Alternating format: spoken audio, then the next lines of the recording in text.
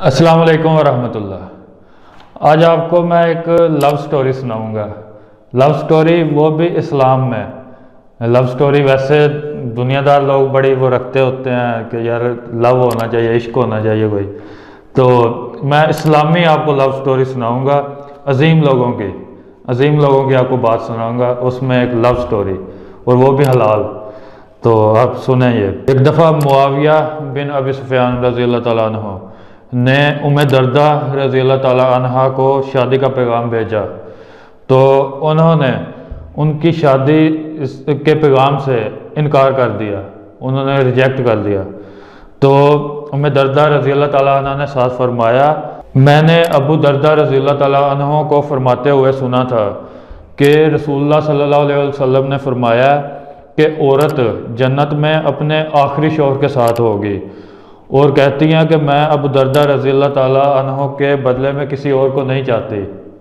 तो ये उनकी लव स्टोरी है कि वो उनसे इतना प्यार करती थी, उनके खावंद फौत हो चुके थे अबू दर्दा रज़ी अल्लाह तआला अन्हु, तो वो जो है वो वफात पा चुके थे, तो ये बेवा थी। तो इनको पैगाम भी भेजा मुआविया रज़ी अल्लाह तआला अन्हु ने शादी का, लेकिन उन्होंने मना कर दिया। किस लिए? कि वो कहती हैं कि मैं जन्नत में उन्हीं के साथ रहना चाहती हूँ, क्योंकि नबी अलैहिस्सलाम ने फरमाया कि औरत अपने आखिरी शौहर के साथ होगी, कि जो उसका आखिरी शौहर है, मतलब बाद में उसने अगर और शादी कर ली है तो फिर जन्नत में उसी के साथ होगी। तो वो कहती हैं कि मैं अबू दर्दा रज़ी अल्लाह तआला अन्हु के बदले में किसी और को नहीं चाहती।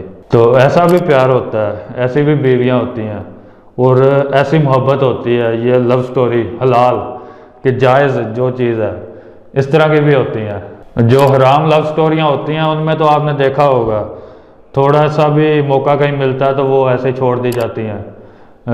अपना कहीं भी मोड़ आता है ना, तो वहाँ पे एक को छोड़ के दूसरे की तरफ चले जाते हैं।